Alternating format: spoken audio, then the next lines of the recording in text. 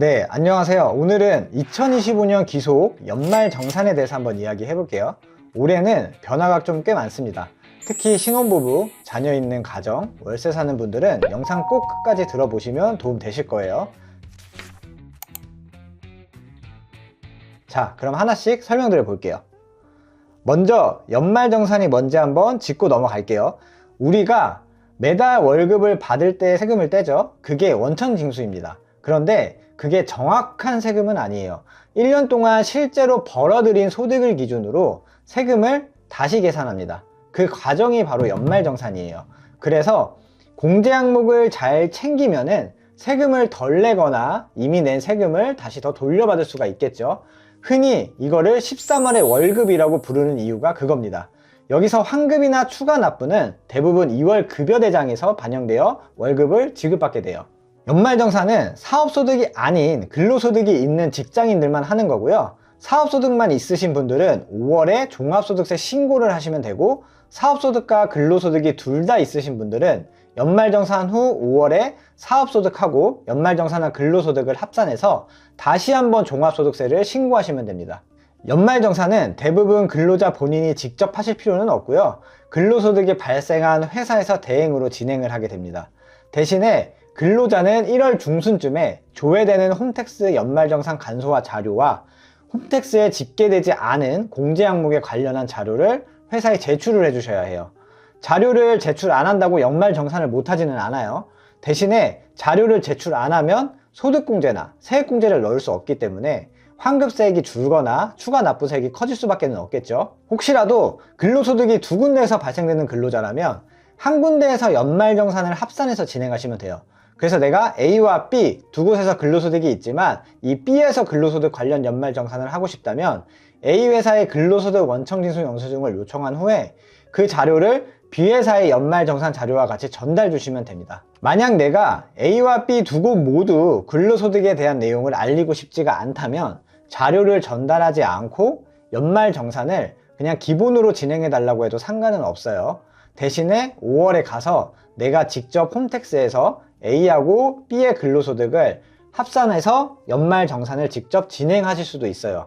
이렇게 진행하시는 경우 꼭 놓치지 마시고 5월에 내가 직접 신고하셔야 합니다. 방금 연말정산에 대한 기본 개념에 대해서 좀 설명을 드렸는데, 한 가지 더 알아두시면 좋을 게 근로소득세 세금 계산 방식 구조를 한번 이해하시는 것도 좋아요.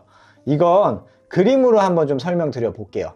그림으로 보시면은 총급여는 우리가 잘 알고 있는 세전연봉을 뜻해요. 거기서 근로소득 공제라는 걸 차감해 주는데, 표를 보시면 급여에 따라 공제 금액이 다르죠. 그걸 차감하게 되면 근로소득 금액이 계산이 되고, 여기서 소득공제를 차감하면 과세 표준이 구해집니다. 그 다음에 종합소득세율인 누진세율로 세율을 곱하면 산출세액이 계산돼요. 이 산출세액에서 세액공제를 차감하면 결정세액이 계산되고요. 결정세액에서 우리가 매월 급여에서 간이세액만큼 떼고 급여 받으셨잖아요. 그 금액을 기납부세액이라고 표현을 하거든요. 그래서 결정세액보다 이 기납부세액이 크면 환급인 거고, 결정세액이 더 크면 추가 납부해야 하는 납부세액이 된다고 보시면 돼요. 이걸 설명드린 이유가 앞으로 설명드릴 공제가 소득공제인지 세액공제인지 구분하셔서 참고하시면 좋을 것 같아서 설명드린 거고요. 그래서 이후의 내용에 설명드릴 때 소득공제는 어디서 차감하고 세액공제는 어디서 차감하는지 보시면 도움 되실 거예요. 왜냐면 소득공제가 예를 들어 200만원 적용받는다고 해서 세액공제 100만원보다 더 좋은 거 아니냐 생각할 수 있잖아요. 근데 구조를 생각해 보시면 그게 아니죠. 소득공제 200만원 적용은 실질적으로 200만원에 세율을 곱한 금액만큼이 정확한 세금이 절세가 되는 금액이라고 보시면 돼요. 그래서 맞벌이 부부가 직계존속이나 직계비속에 그 소득공제를 어느 한쪽이 받는다면 세율이 더 높은 쪽에 넣는 게 유리하겠죠. 예를 들어서 소득공제 아까 그 200을 그냥 가정해 볼게요. A의 세율 최고 구간이 15% 구간이면은 지방세까지는 16.5%겠죠. 이 16.5%를 곱한 33만원이 절세 금액이 되지만 B의 세율 최고 구간이 24%라면 지방세까지 26.4%인 거고, 그 26.4%를 곱한 52만 8천 원이 절세 금액이 돼요. 즉 세액공제는 숫자 그대로 세금이 줄어든다고 보시면 되는데, 소득공제는 내가 해당하는 세율 구간까지 고려해서 생각하셔야 된다는 거예요. 이것도 내용 보실 때 참고하셔서 보시면 좋으시겠죠? 그럼 다시 돌아와서 홈택스에서 연말정산 간소화 자료 외에 어떤 자료를 더 준비하면 좋을지 이것부터 좀 설명드려 볼게요.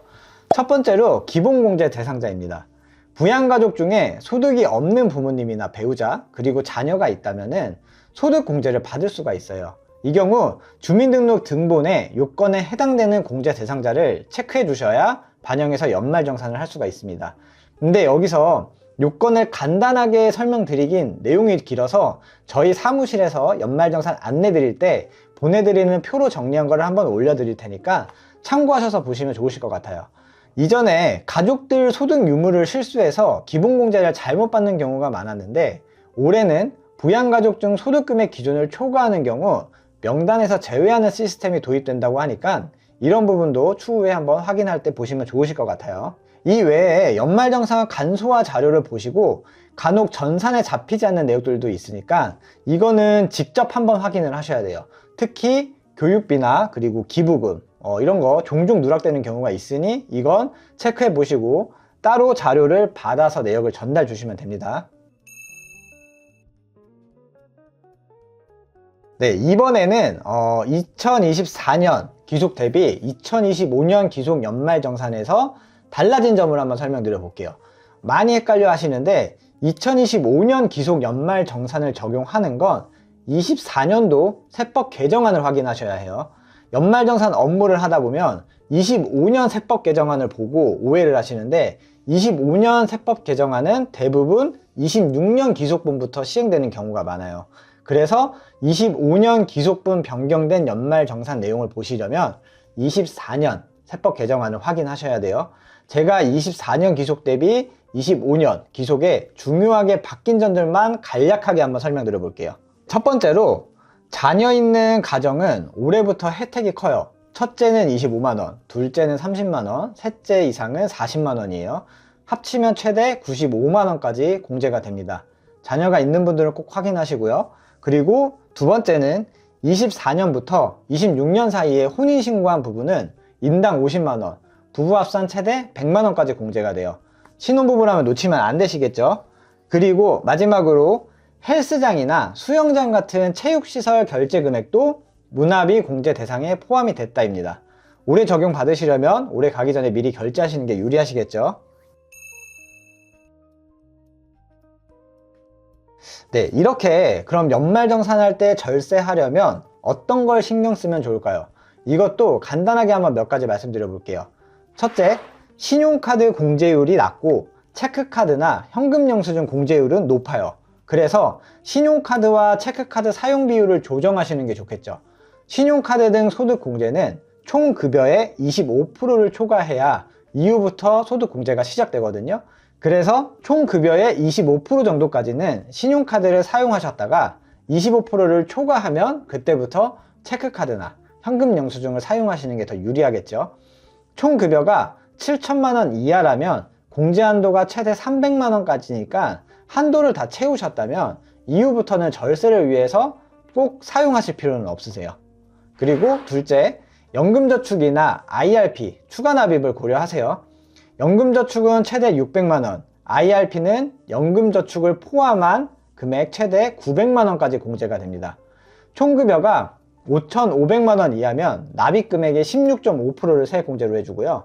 5,500만원을 초과하면 납입금액의 13.2%만 세액공제가 가능해요. 그리고 마지막으로 셋째, 월세나 청약저축 증빙을 미리 준비하세요. 계약서나 그리고 계좌이체 내역, 그리고 납입증명서 꼭 챙기시고요. 총급여가 8천만원 이하이고, 그리고 무주택 세대주이면서 전입신고 하셨고 임대차 계약자가 본인이면 월세 세액공제가 가능하죠. 연 1,000만원 한도로 총급여가 5,500만원 이하이면 17%, 5,500만원부터 8천만원 사이면 15%를 세액공제를 적용을 해요. 요새 월세 너무 높잖아요. 이거 누락하지 마시고 꼭 적용 받으세요. 네, 그리고 여기에 추가적으로 주택청약 소득공제도 활용하실 수가 있어요. 총급여가 7천만원 이하이면서 무주택 세대주라면 주택청약 종합저축납입액의 40%를 공제받을 수 있어요. 납입 한도는 연 300만원이니까 공제는 최대 120만원이 소득공제로 적용 가능하겠죠. 이것도 월세세액공제랑 같이 적용받을 수 있는 소득공제니까 체크하시면 좋으실 것 같아요.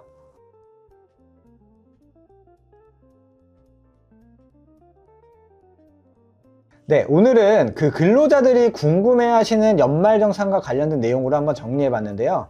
세법은 매년 개정을 통해 변경되는 부분이 있으니 이전 잘 참고하셔서 반영하시고, 연말정산도 절세할 수 있는 방법이 있으니까 잘 활용하시면 좋을 것 같아요. 이미 올해가 얼마 남지 않아 준비하기 힘든 부분은 내년에라도 기억하셨다가 천천히 준비하시면 좋으시겠죠.